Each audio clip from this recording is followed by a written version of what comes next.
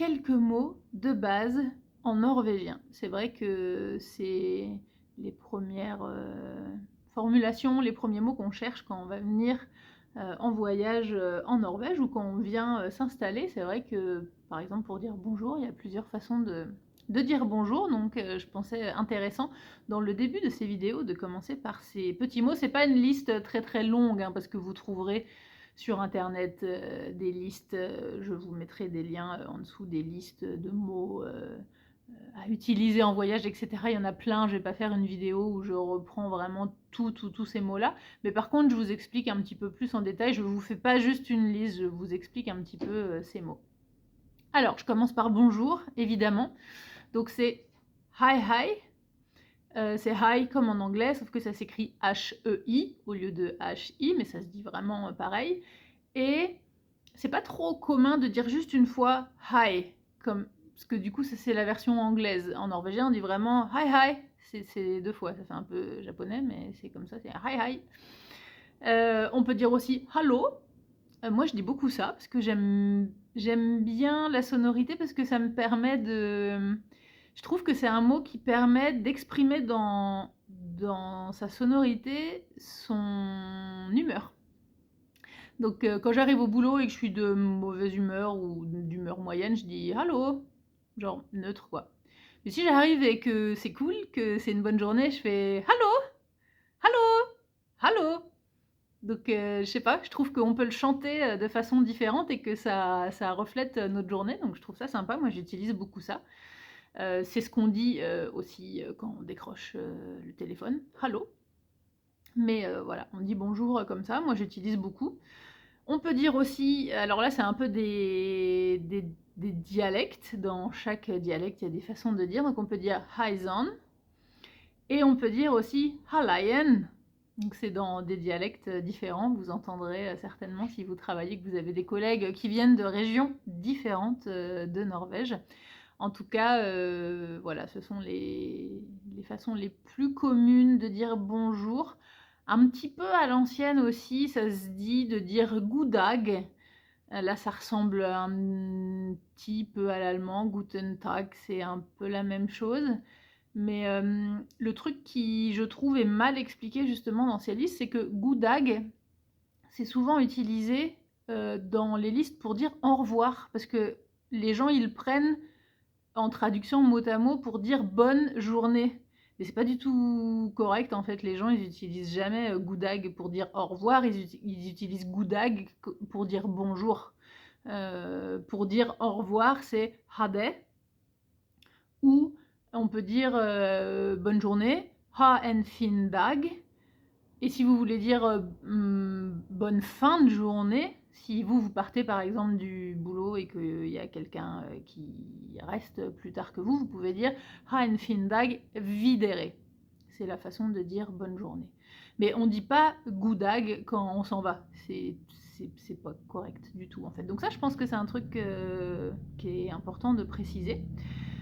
Ensuite, nous avons les mots de politesse. Alors là, la politesse, c'est un truc, j'en ferai une autre vidéo parce que c'est un thème à part entière. Je ne dis pas que les Norvégiens sont tous et complètement mal polis, mais la politesse en Norvège, c'est un autre concept. Il faut pas prendre ce qu'on a ou qu'on a l'habitude de faire ou qu'on penserait faire en France et le mettre en Norvège. Ça marche pas comme ça ici. Donc quand je suis guide dans les bus et que je parle un petit peu quand j'étais guide et que je parlais un petit peu des mots comme ça de politesse et de base de tous les jours, parce que les gens ils aimaient bien quand ils allaient acheter leurs trucs et tout, dire bonjour, merci, au revoir, donc je leur disais. Et je faisais une blague et du coup je disais par contre genre s'il vous plaît, tout ça, il n'y a pas besoin. On dit pas ici, il n'y a pas besoin, s'il vous plaît, ça sert à rien. Donc c'était une petite blague, mais quand même, c'est très peu utilisé. Par exemple, je sais que voilà, moi je viens du nord-est de la France, j'ai de la famille en Belgique. Et en Belgique, on dit beaucoup genre je t'en prie quoi, quand on donne quelque chose. En Norvège, déjà qu'on dit pas trop s'il te plaît ou merci, donc ça se fait pas trop. C'est vrai qu'en Belgique, on dit beaucoup quand on donne s'il te plaît, je t'en prie. Bon, en Norvège, c'est pas du tout le propos. Toujours est-il, pour dire merci, c'est tac. Et on dit aussi, pareil, on le dit aussi quelquefois 2 fois, tac tac. Genre, quand on le dit 2 fois, c'est un peu genre gentillet quoi. Oh merci, genre tac tac. Alors que tac, c'est plus commun. Et merci beaucoup, c'est tusen tac. Ensuite, nous avons le terme de rien. Donc là, là, on commence à arriver dans les thèmes qui sont pas trop utilisés. C'est utilisé, hein, mais rarement, on va dire.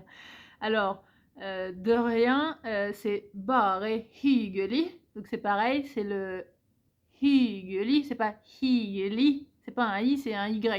Donc c'est pas bare hyggelig, c'est bare hyggelig. Donc il faut, si vous dites hyggelig, les gens ils vous comprendront, mais ça sonne bizarre. Donc c'est vraiment hyggelig. Et ça c'est vraiment quand vous rendez si quelqu'un, voilà, vous avez rendu un service à quelqu'un, il vous dit merci, vous lui dites de rien, c'est bare hyggelig. Donc c'est vraiment comme ça. C'est pareil, ça c'est un peu une faute qui est utilisée des fois pour dire ça veut dire je t'en prie. Non, c'est vraiment, c'est vraiment de rien pour après un service, quand quelqu'un vous a rendu un service. Ensuite, on a le de rien, je t'en prie. Donc là, c'est vachogu, donc qui s'écrit var, plus loin so, plus loin gu, c'est vachogu. Donc en phonétique, c'est vraiment vache, au, gu, vachogu. Et ça se dit aussi pour, c'est vraiment le terme qui est utilisé pour, si par exemple vous tenez la porte à quelqu'un, c'est pareil, ça se fait pas ça. D'ailleurs, faut faire très attention, ça peut être très mal vu. Je fais une petite parenthèse, j'en reparlerai dans le truc de politesse, mais en Norvège, les hommes, ils sont pas galants, ça se fait pas de tenir la porte à quelqu'un, enfin, pas trop. Et dans les anciennes, évidemment, si vous avez une personne âgée ou handicapée qui passe, vous l'aidez, enfin, il n'y a pas de souci, mais les Norvégiens, ils aiment pas trop qu'on les aide, en fait.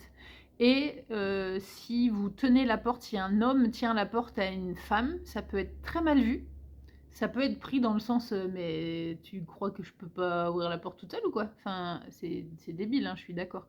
Mais moi, j'aime bien quand un homme tient la porte, ça me gêne pas. Mais bon, en Norvège, ça se fait pas trop. Et surtout, ça peut être très mal vu si par exemple, c'est un homme qui tient la porte, mais à une ado, un enfant, fille. Ça peut être un peu. Voilà. Faut faire attention, c'est nul, hein, mais bon, c'est comme ça. J'en profite aussi un peu pour vous parler des codes sociaux. Toujours est-il que, vraiment, comme nous, on dit à quelqu'un, vas-y, je t'en prie, passe. Ben, là, c'est vache au goût, vache au goût. Et ça s'utilise aussi pour, par exemple, moi, dans mon travail, je suis caméraman, donc quand je filme, je travaille avec un journaliste qui est à côté de moi, on va s'apprêter à filmer quelque chose. Et le terme, alors ça, c'est pareil. J'ai cherché longtemps comment on disait le terme pour dire vas-y, c'est bon, je suis prête, la caméra tourne, tu peux y aller, tu peux commencer. Je savais pas comment en français, moi je disais ça tourne, vas-y, tu peux y aller. En norvégien, je savais pas et on utilise vachoku. Donc c'est vraiment je t'en prie, vas-y, tu peux commencer. Ou si quelqu'un dans une réunion demande pour prendre la parole, lève la main, en physique ou sur Skype ou sur Teams, lève la main. Si le chef veut lui donner la parole, il lui dit Vachogu, vas-y, parle. Donc voilà. Ensuite, on a les petits mots simples, donc oui, oui, pardon, j'ai fait mon accent ardennaise. Oui, c'est ya. Non, c'est nai. Non, merci, c'est nai tak. Et on peut dire aussi elershtak. Elershtak, c'est vraiment ça sous-entend non, mais merci de m'avoir proposé. Un peu plus fort encore que Naitak. Naitak, c'est genre non, non. laisse tomber, genre non. Alors que Elastak, c'est un peu plus poli, c'est un peu plus délicat, quoi, genre non, ça va aller, je te remercie. C'est un peu plus distinct en fait comme formulation. Et ensuite, nous avons au revoir. Donc là, il y a deux formules. Il y a la formulation longue, la formulation courte. La formulation complète, c'est ha debra. Donc c'est ha, plus loin des, plus loin bras. Qui, si vous roulez le, vous pouvez dire ha debra, hein, c'est pas le. Je ferai une autre vidéo aussi sur le R. Est-ce que vous avez un R comme en France qui s'appelle un scar R, qui n'est pas roulé, qui est re, ou est-ce que vous avez un le R roulé qui s'appelle le R roulé. Donc c'est pas du tout important en soi parce qu'il y a plein de dialectes qui utilisent le scar R comme nous on a en français. Donc vraiment, faut pas vous embêter avec ça. C'est juste une question de mélodie et de sonorité. Ce qui est rigolo avec ce petit mot hadebra, c'est que je trouve, moi quand je suis arrivée en Norvège, enfin même pas quand je suis arrivée en Norvège, quand je venais en Norvège visiter le pays avant de venir m'installer, je trouvais que cette phrase, elle a une sonorité, c'est pareil, je vous parlerai aussi dans d'autres vidéos du fait que le norvégien est une langue tonale, avec des tonalités montantes ou descendantes, et quelquefois le mot est le même, mais s'il monte ou il descend, le sens est complètement différent. Donc ça, je vous en parlerai peut-être avec des invités et des petites surprises en cours de préparation. Et toujours est-il que je trouve que cette phrase hadabra, elle a une mélodie qui est propre en fait. Vous n'entendrez rarement quelqu'un dire hadabra, hadabra, genre comme on peut avoir en français linéaire comme ça. Hadabra, c'est toujours hadabra, nanana. Il y a vraiment une mélodie, quoi, c'est nanana. Et au début, quand j'étais là et que je comprenais pas ce qu'il disait, j'entendais à la chanson si ça faisait nanana. Ah, ben je disais, tiens, il vient de me dire au revoir. Il y a vraiment des mots et des phrases comme ça qui ont des mélodies, quoi. Donc, hadabra, c'est jamais comme je viens de dire hadabra, hadabra, hadabra. Non, c'est toujours hadabra, nanana. Ça monte, c'est toujours un peu positif en fait. Et la version courte, c'est hade. Donc c'est vrai que moi, j'utilise très souvent hade parce que je galère un peu avec les R, toujours, et que ça dépend des mots. J'arrive mieux maintenant à le rouler, mais pas trop, parce que si on roule trop, ça sonne bizarre, ça sonne comme une autre langue, mais si on le roule pas du tout, ça peut paraître dur. C'est pas, comme je vous ai dit, c'est pas du tout un problème de ne pas rouler le R. Simplement, moi, ce qui me gêne maintenant, à mon niveau, dans ma façon de parler norvégien, c'est que moi, j'aime la façon qu'ont les Norvégiens de rouler les R. J'aime pas trop les Norvégiens qui ne roulent pas les R. Donc les Norvégiens qui ont un dialecte avec un scar R, j'aime pas trop la sonorité. Parce que moi, j'aime le norvégien roulé. D'ailleurs, dans les futures vidéos de conseils, il y aura une vidéo sur le conseil d'écouter. Et dans le conseil d'écouter, il y aura le conseil d'écouter de la musique. Et je vous donnerai le nom d'un artiste qui est facile comme tout à comprendre, qui a un norvégien, c'est un cours de norvégien d'écouter son album. Et il a une façon de chanter en norvégien qui est tellement ronde, tellement douce et tellement roulée que ça sonne presque un peu italien.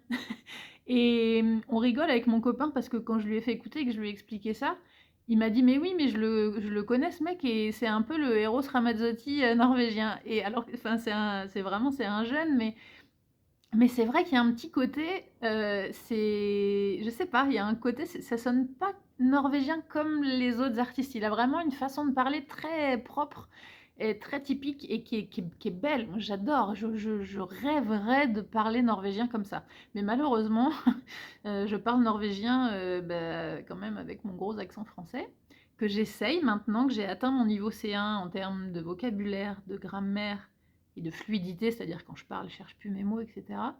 J'essaye maintenant de travailler là-dessus, de travailler ma prononciation, ma mélodie et donc mon roulage de R. Donc j'y travaille. Donc ça dépend des mots, il y a des mots qui sont plus simples que d'autres, mais bras, c'est dur. Pour moi, c'est dur de le rouler parce que bra, ça marche, mais je sais pas, je suis pas à l'aise avec ce mot. Donc pour moi, hade, c'est très bien. Je dis très rarement hade bra. Parce que bra.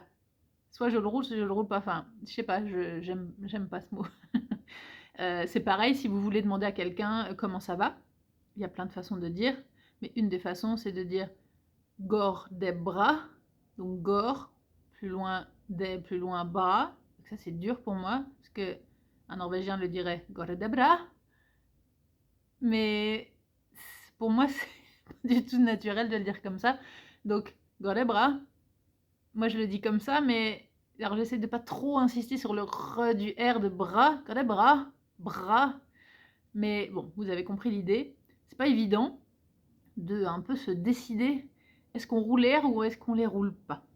Il y a certains dialectes, si vous écoutez les gens du sud ou les gens de la côte ouest vers Stavanger ou vers Arendal, c'est très scar R, c'est dur, c'est vraiment presque plus R qu'en France. Donc mais c'est pas très joli, je trouve. Je vous ferai aussi une vidéo, j'essaierai de trouver des invités pour vous faire une vidéo sur les dialectes. Et puis surtout sur vous donner des techniques pour bien comprendre les dialectes. Donc, au revoir, hadebra ou hade.